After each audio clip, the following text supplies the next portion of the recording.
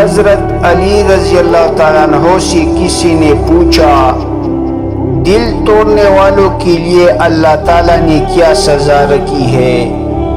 یہ سن کر حضرت علی رضی اللہ تعالیٰ عنہ نے فرمایا اے شخص روز محشر جو سزا اللہ تعالیٰ قتل کرنے والوں کو دے گا وہی سزا اللہ تعالیٰ دل توڑنے والوں کو دے گا۔